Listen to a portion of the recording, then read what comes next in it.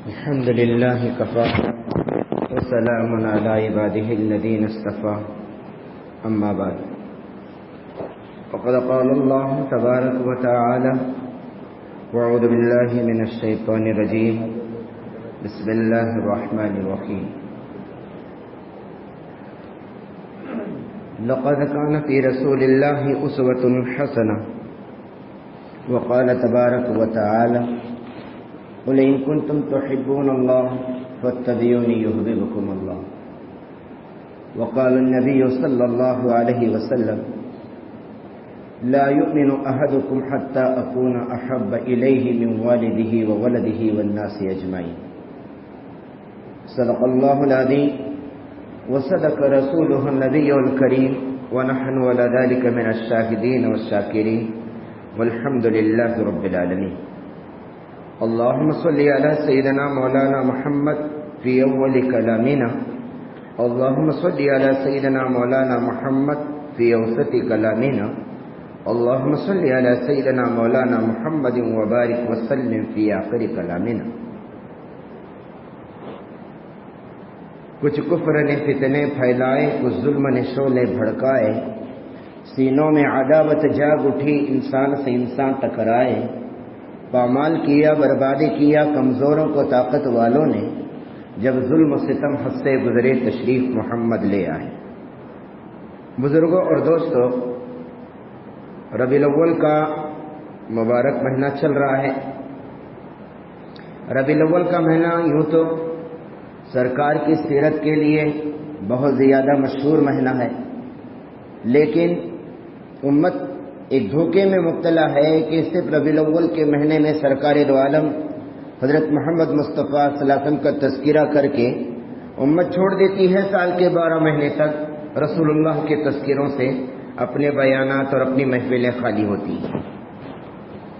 ایک مہینے میں جتنی تذکرے، جتنے میلاد کے جلسے اور جتنے جلوس اور جتنے پروگرام ایک مہینے میں منعقد ہوتے ہیں، شاید 12 مہینے تک اتنے پروگرام اور اتنے جلسے کبھی منعقد نہیں ہوتے۔ کہ نبی علیہ الصلوۃ والسلام کی مقدس ذات ہمارے لیے صرف ربیع الاول کے مہینے میں تذکرہ کرنے کے واسطے، اور آپ علیہ الصلوۃ والسلام کی ذات کے سال کے 12 مہینے کے لیے اور پورے مکمل مہینوں کے لیے ہمارے لیے نمونہ نہیں ہے؟ ذرا سوچیں ٹھنڈے دماغ سے کہ ہم لوگ نبی علیہ الصلوۃ والسلام کی ذات اقدس کو 12 ربیع الاول کی میلاد کے نام سے منا لیا، غلط طریقوں سے منا لیا، جلسے اور جلوس کے ذریعے سے منا لیا، اور بےہودہ طریقے سے منا لیا، سنت کے دائرے سے ہٹ کر منا لیا، اور آپ علیہ الصلوۃ والسلام کی میلاد اور آپ علیہ الصلوۃ والسلام کی پیدائش کی تاریخ کو عنوان بنا کر اتنے خرافات، اتنے گناہ، اتنے شرک و بدعت کے کام نبی علیہ السلام کو بجائے خوشی پہنچنے کے ربیع الاول کے مہینے میں آپ علیہ السلام کو امت کا ایک بڑا طبقہ تکلیف پہنچا رہا ہے۔ ہاں، بیانات اور آپ کے تذکرے ایک حد تک مندوب ہیں، مستحسن ہیں اور اچھی بات ہے، لیکن غلط رسم و رواج، غلط طور طریقہ اور آپ کا میلاد غلط طریقے سے منانا اور غلط طریقے سے آپ علیہ الصلوۃ والسلام کے میلاد کے نام پر خرافات کرنا، ہاں، یہ ساری چیزوں کے ذریعے سے جو سرکار کو تکلیف پہنچتی ہے، شاید کہ سال کے 12 مہینے تک اتنی تکلیف امت سرکار کو نہیں پہنچاتی جتنے ڈی جے کے ذریعے سے، گانے بجانے کے ذریعے سے اور جلوس کے ذریعے سے مختلف تہواروں، مختلف طریقوں سے آپ علیہ السلام کو تکلیف پہنچائی۔ حضور کی محبت ایمان کا جز ہے۔ آپ علیہ السلام کی محبت کے بغیر ایمان کی تکمیل نہیں ہے، اور آپ علیہ السلام کی محبت ایمان کا تقاضا ہے، اور آپ علیہ السلام کی محبت اور اقرار کے بغیر ایمان ادھورا ہے۔ اگر کسی نے لا الہ الا اللہ لاکھوں مرتبہ ورد کر لیا لیکن محمد رسول اللہ نہیں پڑھے گا تو ایمان کہاں ہوگا؟ لا الہ الا اللہ ایمان کا پہلا جز ہے، محمد رسول اللہ ایمان کا دوسرا جز ہے۔ ان دونوں جزیات پر ایمان لانا ضروری ہے۔ لا الہ الا اللہ پر ایمان جیسا ضروری ہے، محمد رسول اللہ پر ایمان ضروری ہے۔ لا الہ الا اللہ سے اللہ کی وحدانیت کا اقرار ہے، محمد رسول اللہ سے رسول اللہ کی رسالت اور آپ علیہ السلام کی پیغمبری کا اقرار ہے۔ لا الہ الا اللہ احکام کی تعلیم دینے والا ہے، محمد رسول اللہ احکام کا طریقہ بتانے والا ہے۔ لا الہ الا اللہ اسلام کی شکل کا نام ہے، محمد رسول اللہ اسلام کی صورت کا نام ہے۔ لا الہ الا اللہ یہ اللہ تعالیٰ کے حکموں کو کتابی شکل کے اندر جو ہے محمد رسول اللہ اس کی عملی زندگی پیش کرنے کے لیے ہے۔ تو میرے بزرگوں، سرکار دو عالم صلی اللہ علیہ وسلم کی مقدس ذات اور آپ علیہ الصلوۃ والسلام کی پاکیزہ شخصیت قیامت تک کے آنے والے انسانوں کے لیے اسوہ اور نمونہ ہے۔ اللہ تعالیٰ خود فرماتے ہیں تم میری محبت کا دعویٰ کرتے ہو تو تمہیں میری نبی سے محبت کرنا پڑے گا۔ اگر واقعتاً میرے بندو تمہیں مجھ سے محبت ہے، قل ان کنتم تحبون اللہ، کہہ دیجئے اگر آپ کو اللہ سے محبت ہے، فاتبعونی، تم نبی کی چال چلو۔ کس کی چال چلو؟ نبی کی چال چلو۔ نبی کی چال چلنے سے ایمان تکمیل تک پہنچتا ہے، نبی کی چال چلنے سے ایمان مکمل ہوتا ہے۔ اللہ کی محبت اور نبی کی محبت، آپ علیہ السلام سے محبت ہر ایمان والے کو کیسی ہونی چاہیے؟ نبی علیہ السلام نے فرمایا لا یؤمن احدکم حتی اکون احب الیہ من والدہ وولدہ والناس اجمعین، تم میں سے کوئی شخص اس وقت تک کامل ایمان والا نہیں ہو سکتا۔ کون فرما رہے؟ رسول اللہ صلی اللہ علیہ وسلم۔ تم میں سے کوئی شخص کامل ایمان والا اس وقت تک نہیں ہو سکتا جب تک کہ اس کے دل میں میری محبت اپنے والدین سے زیادہ، اپنے اہل و عیال سے زیادہ اور اپنی ذات سے زیادہ، اپنے ماں باپ سے زیادہ میری محبت جب تک اس کے دل میں نہ ہو اس وقت تک وہ کامل ایمان والا نہیں ہوتا۔ اگر کوئی مسلمان بیوی سے زیادہ محبت کرتا ہے، رسول اللہ کی محبت بیوی کے مقابل میں کم ہے۔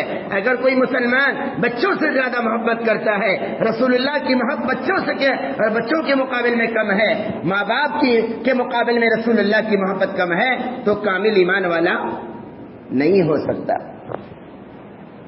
اللہ تعالیٰ قرآن میں فرماتے ہیں لقد کان فی رسول اللہ اسوۃ حسنہ، ہم نے رسول اللہ کی مقدس ذات کو آپ کے لیے نمونہ بنایا ہے۔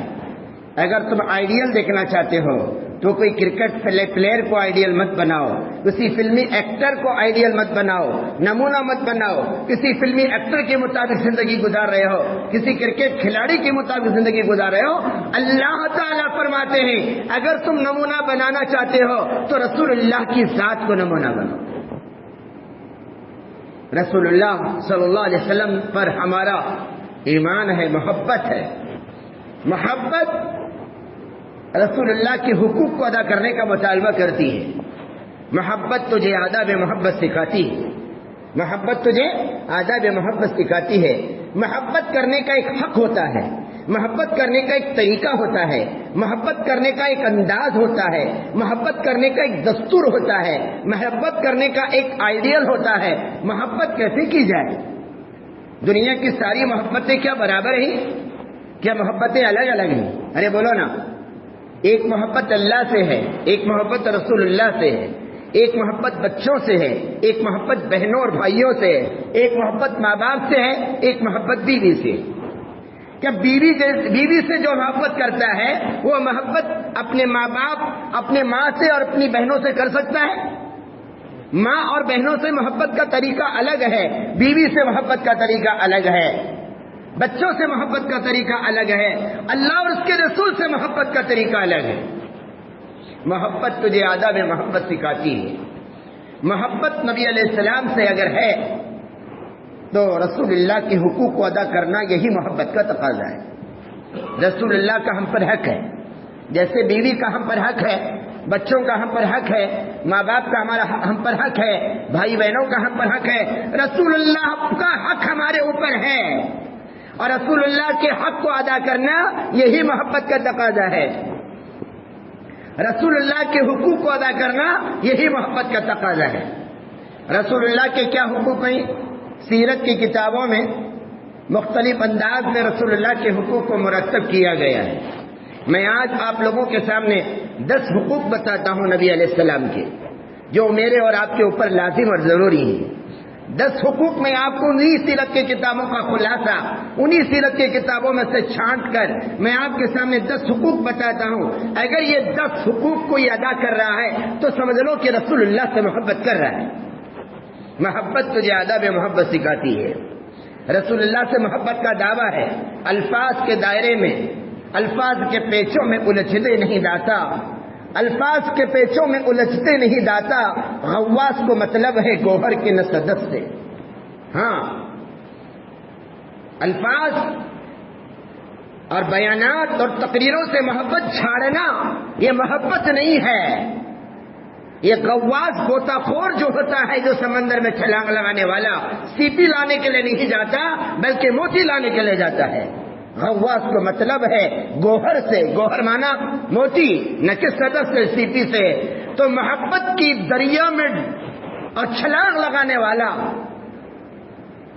اگر اس کی زبانی محبت ہے تو سیپی کی طرح ہے، اگر اس کی دل کی محبت ہے تو گوہر کی طرح ہے۔ ایک عاشق رسول کو گوہر مطلوب ہے، ایک عاشق رسول کو سیپی مطلوب نہیں ہے۔ ہم اللہ کے رسول کی محبت کو اور ایک گوہر کے انداز میں کرنے والے ہیں، اور گوہر جو ہوتا ہے وہ سیپی کے اندر ہوتا ہے، سیپی ظاہر ہوتی ہے اور گوہر باطن ہوتا ہے۔ ایسے اللہ کے رسول کی محبت دل کی دنیا میں، دل کی گہرائی میں سمانا چاہیے۔ زبان سے ہم نے کہا رسول اللہ کا دامن نہیں چھوڑیں گے، رسول اللہ کا دامن نہیں چھوڑیں گے، رسول اللہ پہ جان دینے کے لیے تیار ہیں۔ بال نبی کے مطابق بنا لو نا، ٹوپی رسول اللہ کے مطابق پہن لو نا، چہرہ مورا نبی کے مطابق بنا لو نا، سیرت پر آنے کو تیار نہیں، اب دعویٰ کرتے ہو رسول اللہ کی محبت کا۔ رسول اللہ سے محبت کے لیے آپ کے حقوق کو ادا کرنا ضروری ہے، اور جو آپ کے حقوق ہیں وہ حقوق جب ادا ہوں گے تو رسول اللہ سے محبت کا تقاضا پورا ہوگا۔ تو میں آج آپ حضرات کے سامنے 10 حقوق پیش کر رہا ہوں، ان میں سب سے پہلا جو حق ہے رسول اللہ کا وہ حق ہے ایمان۔ ہمیں رسول اللہ صلی اللہ علیہ وسلم کی ذات پر مکمل ایمان لانا ہے۔ کیا ایمان لانا ہے رسول اللہ کی ذات پر؟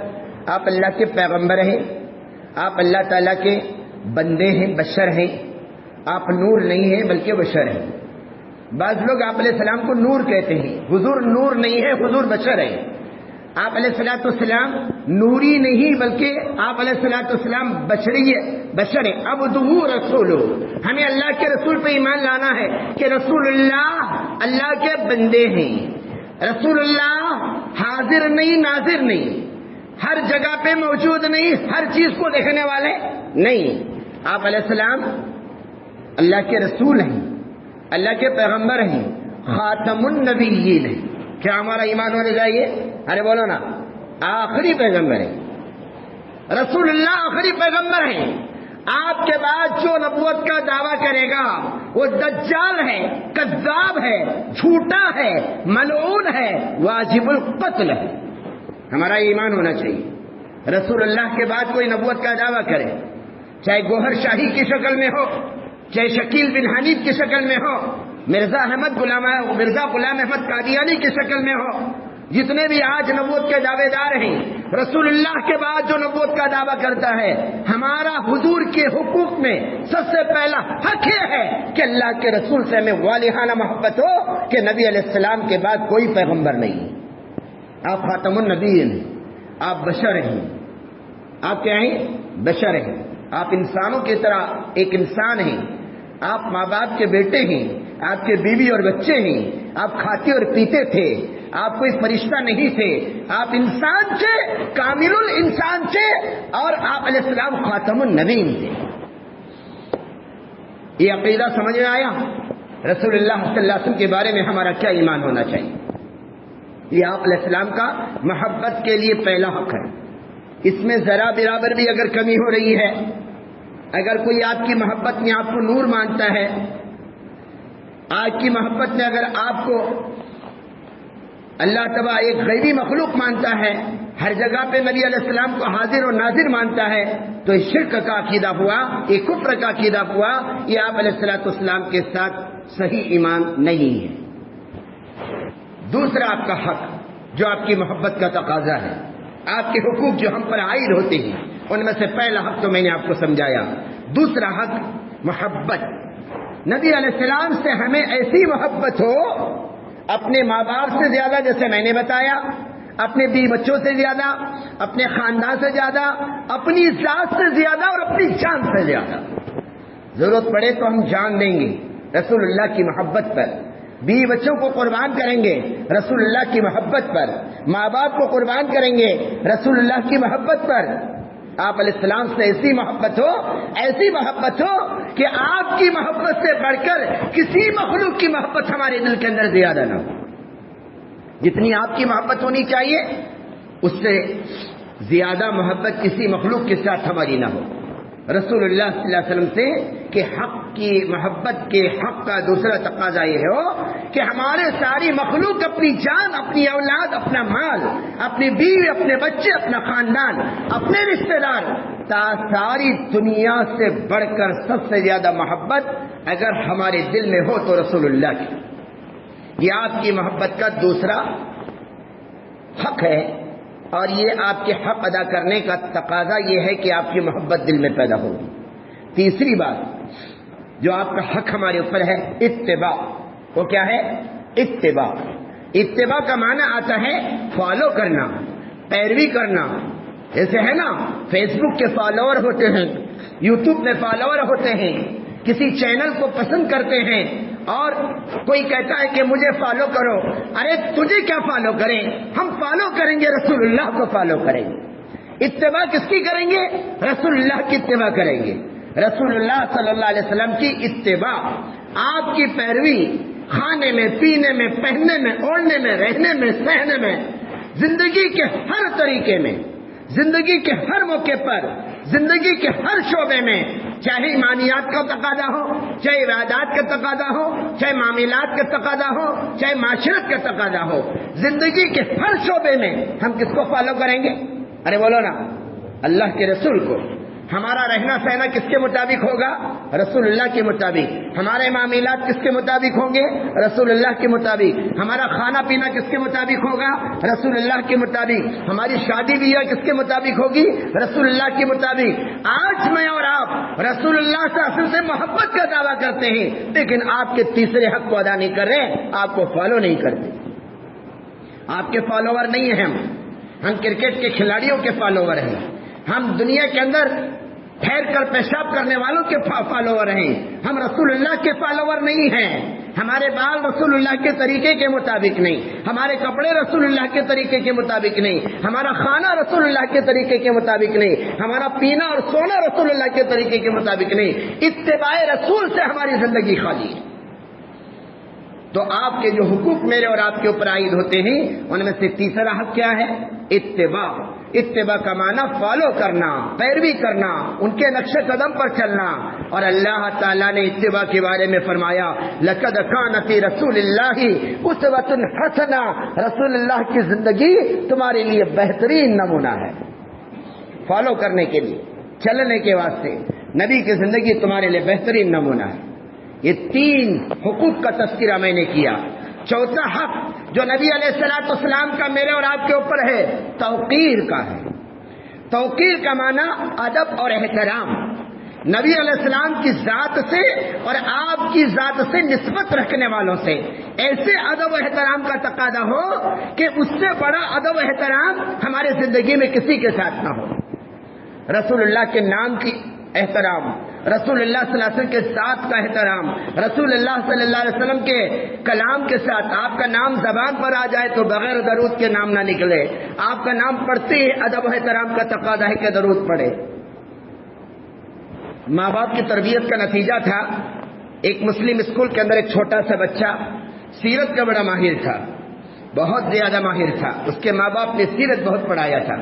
ایک مرتبہ امتحان کا دور چل رہا تھا، باہر سے کچھ مہمان آئے تھے. ٹیچر نے اسی بچے کو کھڑا کیا تاکہ ان کے سامنے اس بچے سے کچھ سوالات کرے سیرت کے متعلق اپنے اسکول کا آئیڈیل پیش کرنے کے لیے.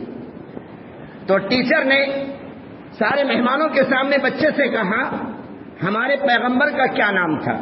ہمارے پیغمبر کا کیا نام تھا؟ بالکل آسان سوال تھا. اس بچے نے جواب نہیں دیا. بھرے مجموعے کے سامنے جواب نہیں دیا. پھر اس کے بعد ٹیچر نے اور سوال کیا، جواب نہیں دیا، اور سوال کیا، جواب نہیں دیا. اس کو مارا بھی گیا، پیٹا بھی گیا. پھر مہمان چلے گئے تو ٹیچر نے کہا تجھے میں بعد میں بھی بتاؤں گی، تجھے معلوم تھا کہ نام کیا ہے، تو نے جواب کیوں نہیں دیا؟ وقفہ ہوا، اسکول کے اندر وقفہ ملتا ہے، بچے واپس آئے. وقفے کے بعد ٹیچر نے پھر پوچھا بتا حضور کا نام کیا تھا؟ اس بچے نے کہا ہمارے پیغمبر کا نام حضرت محمد مصطفیٰ صلی اللہ علیہ وسلم تھا.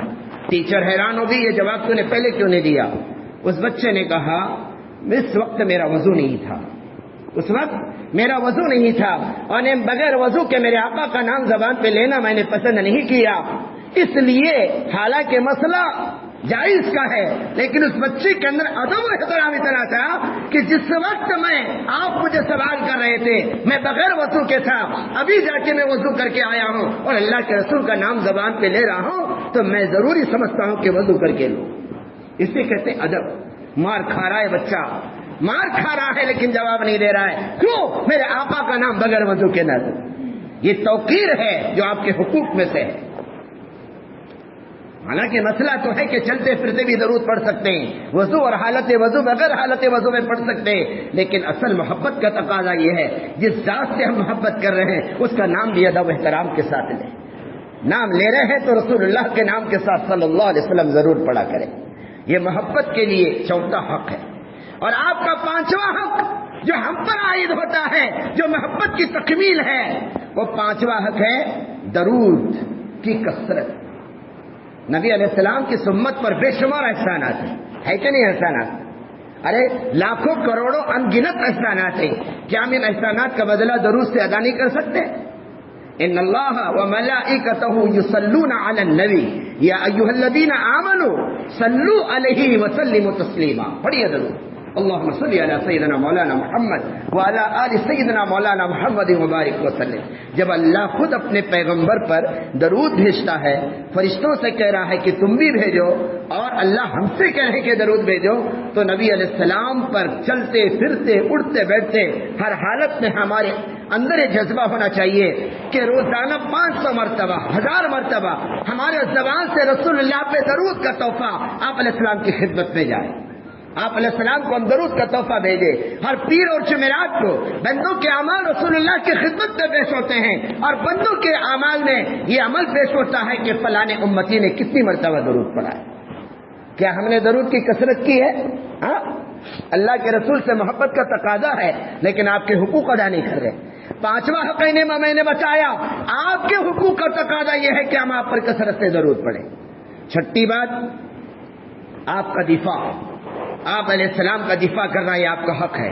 دفاع کا معنی ظالموں کی طرف سے، باطل طاقتوں کی طرف سے، دشمنوں کی طرف سے آج ٹارگٹ کس کو بنایا جا رہا ہے؟ رسول اللہ کو بنایا جا رہا ہے. کہیں کارٹون بنایا جا رہا ہے، یا نبی علیہ السلام کی شان میں گستاخی کی جا رہی ہے، کہ نبی علیہ السلام کو برا بلا کہا جا رہا ہے. آپ کے اوپر اٹھنے والے تمام الزامات، آپ کے اوپر الزام لگتا ہے کہ چھوٹی بچی سے آپ نے شادی کیا، آپ پر الزام لگتا ہے آپ کی سیرت کو مجروح کرنے کے لیے، آپ کی سیرت اور اعتماد کو لوگوں کے ادھر سے نکالنے کے لیے سرکار کی ذات پر حملے ہو رہے ہیں، تو ایک مسلمان کا سب سے بڑا حق یہ بنتا ہے کہ نبی علیہ السلام پر اٹھنے والے تمام انگلیوں کو توڑ ڈالیں. اور آپ علیہ السلام کی طرف جو باطل کی طرف سے جو آپ پر اعتراضات اٹھ رہے ہیں، اعتدال کے ساتھ مدلل انداز میں اس کو، ان کے پیشواؤں کو برا بلا کہے بغیر جواب دیں. یہ طریقہ نہیں ہے کہ کسی نے ہمارے نبی کو گالی دے دیا، ہم نے ان کے بھگوان کو گالی دے دیا. یہ طریقہ ہے؟ ہاں، جواب دینے کا طریقہ نہیں ہے. ہم ان کے پیشواؤں کو برا بھلا کہیں بغیر نبی علیہ السلام کی ذات کا دفاع کریں، آپ پر اٹھنے والے الزامات اور آپ پر اٹھنے والے اعتراضات کا مدلل جواب دیں. یہ بھی نبی کا حق ہر مسلمان پر ہے، خصوصاً علماء پر ہے، خصوصاً اہل علم پر ہے کہ نبی علیہ السلام پر اٹھنے والے تمام اعتراضات کا جواب دیں. آپ علیہ السلام کا ساتواں حق، آپ کے دین کی مدد کرنا. ان تنصروا اللہ ینصرکم. آپ نے جس دین کو پھیلانے کے لیے دنیا میں اللہ تعالیٰ نے آپ کو پیغمبر بنا کر بھیجا، وہ آپ کی دین و شریعت کو آپ نے زندہ کیا، اور اللہ نے دین کو آپ پر مکمل کیا. الیوم اکملت لکم دینکم واتممت علیکم نعمتی ورضیت لکم الاسلام دینا. وہ دین جس پر سرکار کے اوپر اللہ نے جس دین کو مکمل کیا عرفات کے میدان میں، اس دین کی مدد کرنا، اس دین کے تقاضے کو پورا کرنا، اس دین کے مطابق اپنی زندگی کو گزارنا اور اس دین سے محبت کرنا اور وہ دین ساری دنیا میں پھیلانے کی کوشش کرنا. یہ آپ کا حق ہے کہ آپ نے جس دین کو ہمارے لیے مکمل بنا کے چھوڑا اور آپ پر جو دین مکمل ہو گیا اس دین کی تبلیغ کرنا، اس دین کی اشاعت کرنا، اس دین کو قلم کے ذریعے سے، زبان کے ذریعے سے اور جہاد کے ذریعے سے اس دین کو پھیلانا پورے دنیا کے اندر. ہاں، تبلیغ باللسان، زبان سے تبلیغ، قلم سے تبلیغ، تحریر سے تبلیغ، چلچتر سے تبلیغ، جماعتوں کے ذریعے سے تبلیغ، مدرسوں کے ذریعے سے، خانقاہوں کے ذریعے سے رسول اللہ کے دین کو ساری دنیا میں پھیلانا، یہ آپ کا 7واں حق ہے جو ہر امتی پر عائد ہوتا ہے. آپ کا 8واں حق آپ کے اہل بیت سے محبت کرنا، آپ کے رشتہ داروں سے محبت، آپ کے خاندان والوں سے محبت، آپ کے ازواج مطہرات سے محبت، آپ کے بچوں بنات الطاہرات سے محبت، آپ کے نرینہ اولاد سے محبت، آپ کے خاندان کو معلوم کرنا، آپ کے بیٹے کتنے تھے، آپ کی بیٹیاں کتنی تھی، چچا کتنے تھے، آپ کے والد کا نام کیا تھا، والدہ کا نام کیا تھا، آپ کے رشتہ دار کون تھے، آپ علیہ الصلوۃ والسلام کا خاندان کیا تھا. ان تمام چیزوں کو جاننا اور ان سے بے پناہ محبت کرنا. اور رسول اللہ کے خاندان کے افراد اگر قیامت تک بھی دنیا میں رہیں گے، ان کو اگر ان سے سابقہ پڑے ادب و احترام کا معاملہ کرنا، ان سے بے پناہ محبت کرنا، یہ آپ علیہ السلام کے اہل بیت سے محبت کا تقاضا ہے جو آپ کا حق عائد ہوتا ہے اس امت پر. یہ 8واں حق ہے. 9ویں بات، آپ کے دوستوں سے محبت کرنا، صحابہ سے محبت کرنا. اللہ فی اصحابی لا تتخذوا مغرضا من بعدی فمن احبهم فبحبی احبهم ومن ابغضهم فببغضی ابغضهم. اللہ سنو، میرے صحابہ کے بارے میں اللہ سے ڈرو، میرے صحابہ کے بارے میں اللہ سے ڈرو، امیر معاویہ کے بارے میں اللہ سے ڈرو، میرے صحابہ کے بارے میں اللہ سے ڈرو، حضرت عمر کے بارے میں اللہ سے ڈرو. تمام صحابہ اس میں آ گئے. کیا فرمایا میرے نبی نے؟ کیا فرمایا؟ جو میرے صحابہ کو ملامت کا نشانہ بنائے گا وہ مجھ سے ملامت کرنے والا ہے، جو میرے صحابہ سے محبت کرے گا وہ میری محبت کا تقاضا ہے. فمن احبهم فبحبی احبهم. ان سے محبت میری محبت کا تقاضا ہے، ان سے نفرت مجھ سے نفرت کرنے کا تقاضا ہے. تو 7واں حق اللہ کے رسول کا ہم پر کیا ہے؟ آپ کے جیسے خاندان سے محبت ہم نے کیا، آپ کے ساتھیوں سے محبت، آپ کے دوستوں سے محبت، آپ کے ان صحابہ سے محبت جو صحابہ سے آپ نے دین کا کام کروایا. اور 10ویں چیز جو آخری چیز میں بتانے جا رہا ہوں، اولیاء کرام سے محبت. اللہ تعالیٰ کے رسول کی محبت کا 10واں حق اولیاء کرام سے محبت. صحابہ تو چلے گئے، اب قیامت تک اولیاء زندہ رہیں گے. صحابہ تو دنیا سے چلے گئے، اب اللہ کے وہ نیک اولیاء جو رسول اللہ کی محبت کی وجہ سے ولایت کے مقام پر پہنچے، اللہ کے وہ نیک اولیاء جو اللہ اور اس کے رسول کی محبت کی وجہ سے ولایت کے اعلیٰ مقام تک پہنچے، ایسے لوگوں سے محبت کرنا جن سے محبت سے رسول اللہ کی محبت پیدا ہوتی ہے، جن سے محبت کرنے کی وجہ سے اللہ کی محبت پیدا ہوتی ہے. ولی ایک راستہ ہے جس کے ذریعے سے اللہ سے ملاقات ہوگی اور رسول اللہ سے ملاقات ہوگی. اللہ اور اس کے رسول کی محبت کو حاصل کرنے کا ذریعہ اور وسیلہ اللہ کے ولی ہوتے ہیں جن کو اہل اللہ کہتے ہیں. ان اہل اللہ سے محبت رسول اللہ سے محبت ہے، ان اہل اللہ سے محبت اللہ سے محبت ہے. تو 10واں آپ کا حق یہ ہے کہ آپ کی محبت کا تقاضا یہ ہے کہ اللہ کے ولیوں سے محبت کرنا. یہ 10 حقوق میں نے آپ کے سامنے بتائے. اللہ سے دعا ہے کہ ان 10 حقوق کو اللہ پاک ہماری زندگیوں میں پیدا فرمائے اور ان حقوق کو ادا کرتے ہوئے ہم نبی علیہ السلام سے سچی پکی محبت کرنے والے بن جائیں. وآخر دعوانا ان الحمد للہ رب العالمین.